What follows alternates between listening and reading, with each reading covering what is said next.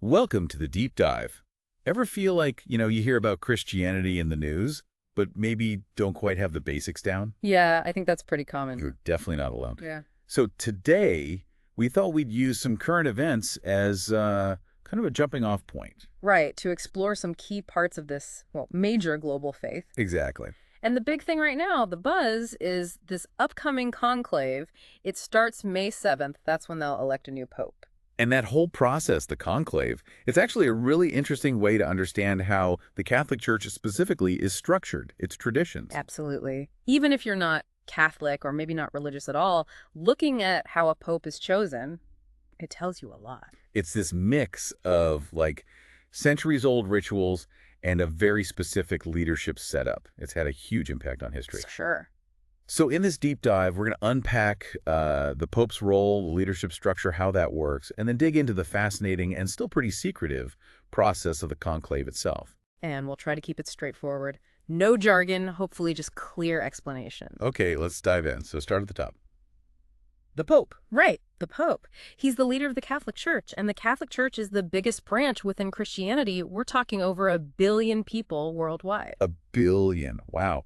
Okay, so when it's time to choose a new pope, that's where the cardinals come in. Exactly. The College of Cardinals. Think of them as the most senior clergy in the church. So who are they exactly? Bishops? Mostly bishops, yeah. Leaders of major areas called dioceses around the globe, but also some key officials who work right there in the Vatican, the church's sort of central administration. And the Pope appoints them during his time. Yes, the Pope selects them, and you'd recognize them by their distinctive red robes. Ah, right. The red vestments. What's really interesting is what happens when a pope passes away, or if he resigns, which, has happened. Yeah, like Pope Benedict. Exactly. So in that period, the day-to-day running of the global church actually falls to this College of Cardinals. So they take over, temporarily. In a sense. They hold these meetings, general congregations. That's where they discuss the state of the church, challenges, what kind of leader they think is needed next. So they're kind of steering the ship while preparing for this massive decision. Right. And the dean of the College of Cardinals, he sort of presides over things during this interim time, the sede vacante, the time the seat is vacant. Are there big things that just stop? Things only a pope can do? Yes, definitely. Certain key decisions are put on hold. Things like appointing new bishops, for instance. Okay.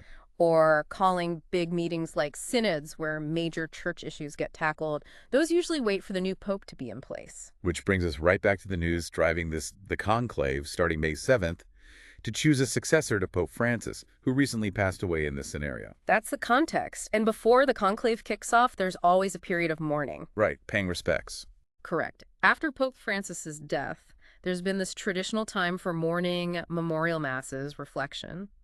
It also gives the cardinals time to gather and start the prep work for the election. Okay, so Pope at the top. When a new one's needed, the cardinals step in, manage things, and organize the election. The conclave, that word itself, conclave, sounds old. It really is. It comes straight from Latin. Conclave, meaning with a key. With a key. Yeah, it points to something crucial. The cardinal electors, the ones actually voting, they get sequestered. Locked in, literally. Seriously. Yes. Until they choose a new pope. It's a tradition going back centuries. The idea is to shield them from outside pressures, political games, so they can focus on, well, what they believe is God's guidance. Though I imagine history shows maybe that didn't always work perfectly. Well, yes. History is complex. There have certainly been times when outside influence was a factor despite the locked doors, but the intention is that separation. Locked doors definitely adds drama. So May 7th, how does it actually begin in the Sistine Chapel, right? That's right. It starts with a very important religious ceremony. In the morning, there's a special mass, usually led by the dean of the College of Cardinals. They pray for the Holy Spirit's guidance for the electors. Okay. Then in the afternoon, the cardinal electors, and remember, only those under 80 years old can vote. They process quite solemnly into the Sistine Chapel. Wow. Underneath Michelangelo's paintings, that's quite a setting. Incredible setting. Once they're all inside, there's a meditation, like a spiritual reflection given by a priest to focus their minds. Okay. After that, every single cardinal elector takes a formal, very serious oath. They swear absolute secrecy about everything that happens inside the conclave. Absolute secrecy. Then the master of liturgical ceremonies shouts, "Extra omnes!" Which means? All out. Basically, everyone who isn't a voting cardinal has to leave. Then the doors are ceremonially sealed, locked. Sealed doors, secrecy oath. Sounds intense. Yeah. So once they're locked in, how do they vote? It's all done by secret ballot. Each cardinal elector writes down a name. Then, one by one, they walk up to the altar right under that massive Last Judgment fresco. Yeah. They say a short prayer, place their folded ballot onto a small plate, a paten, and then use that to tip the ballot into a large chalice on the altar. One by one. Must take some time. It does, and they don't just vote once, usually. Right, they keep going. Exactly. The schedule is typically up to 4 rounds of voting per day, 2 in the morning, 2 in the afternoon. Until when? How do they decide? They keep voting until one candidate gets a 2/3 majority. 2/3, that's a high bar. Ensures broad agreement, I suppose. That's the idea, a strong consensus. So how does the outside world know what's happening, if they've reached that 2/3 or not? Well, after each voting session, 3 cardinals, called scrutineers, are chosen by lot to count the votes. They read them out loud, record the results. If no one hits that 2/3 mark, all the ballots from that session are gathered up and burned in a special stove they install near the Sistine Chapel.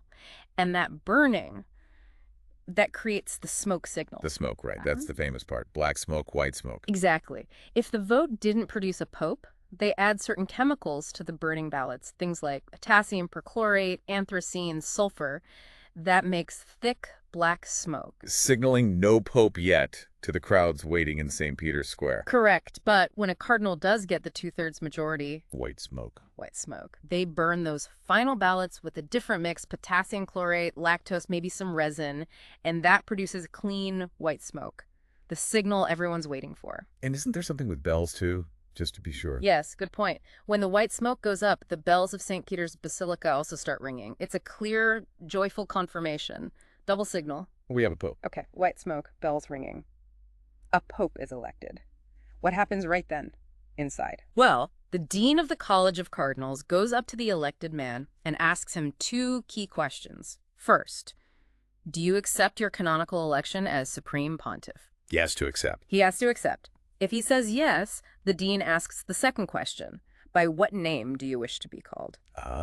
Choosing the papal name, like Francis or Benedict or John Paul. Exactly. Once he accepts and chooses his name, he technically is pope.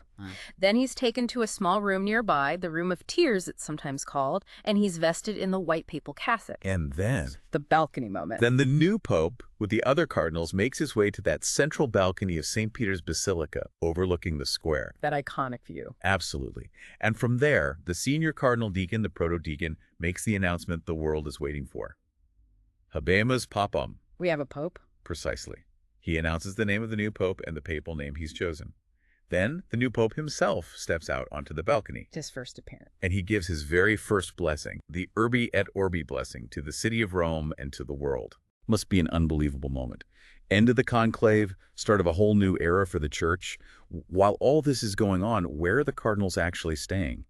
They're locked in, but where? They stay inside Vatican City, mostly in a modern guest house called the Domus Santa Marta. It's comfortable, but helps maintain that necessary separation during the election. Got it. And you mentioned earlier these general congregations, the meetings before they get locked in. Are those important too? Oh, very important. These are the pre-conclave meetings, and crucially, all the cardinals participate, even those over 80 who can't vote. So the non-voters still have input. Absolutely. It's their chance to talk openly about the big issues the church is facing, the needs around the world, what qualities they should look for in the next pope. It helps shape the thinking before the voting starts. Any famous examples of things said in those meetings? Well, there's a famous story from 2013. Apparently, then Cardinal Bergoglio, who became Pope Francis, gave a really powerful speech in one of those congregations. Many people think that speech significantly influenced how the other cardinals viewed him going into the conclave. Interesting. So the elder cardinals, even without a vote, can still really guide the conversation. Have the rules for the conclave itself changed much over time? The basic idea is ancient, but the modern rules were largely set down by Pope St. John Paul II in 1996. Pope Benedict XVI made a couple of significant tweaks before he resigned.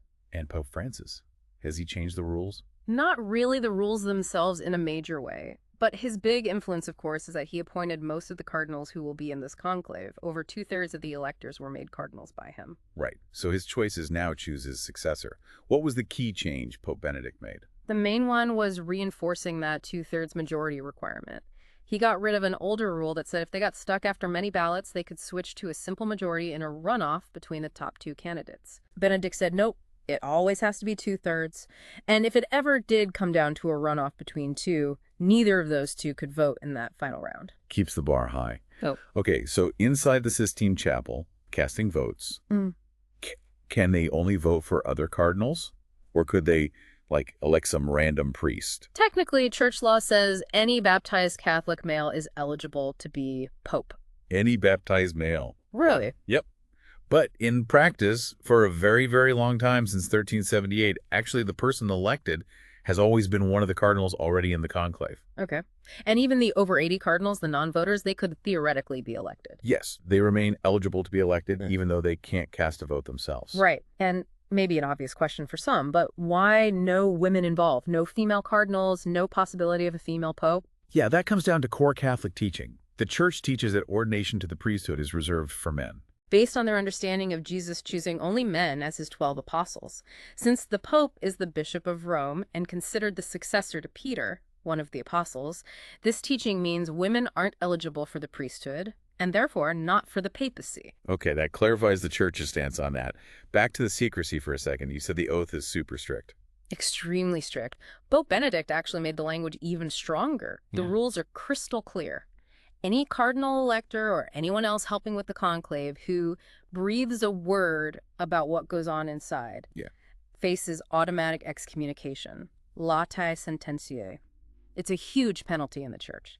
And it covers everything, talking about it, writing about it, definitely no recording devices allowed. Automatic excommunication. Wow, they really mean it. They explicitly acknowledge that breaking the oath brings that penalty, and getting back into communion with the church after that is reserved to the Pope himself. It underlines the absolute solemnity and the need for freedom from any outside meddling. So, what happens in the Sistine Chapel truly stays in the Sistine Chapel. That is the intention. It's seen as essential for allowing the cardinals to pray, discern, and freely choose who they believe God wants to lead the church without fear or favor. Well, this has been incredibly enlightening, a real deep dive into how a pope is chosen. We've covered the pope's role, the cardinals, and the whole detailed process of the conclave. Yeah, we've hit the main points. The pope as the leader, the College of Cardinals stepping in during the vacancy and running the election, and then the conclave itself, this ancient, ritualistic, very secret process using ballots and smoke signals, ending with that habemus papam moment. And understanding all this, I think, it really does give you a window into the traditions, the leadership, the sheer scale of the Catholic Church, even if, it's not your personal faith. Absolutely. It highlights the history, the structure, and just how significant this decision is for hundreds of millions globally. It makes you think, doesn't it? It does. Maybe a final thought for you listening.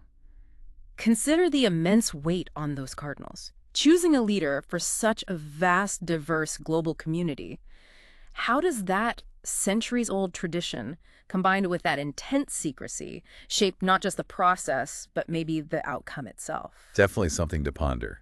If this look at the papacy and the conclave has caught your interest, well, there's a huge amount of history and global impact related to Christianity out there to explore further. Absolutely. Thanks so much for joining us for this deep dive.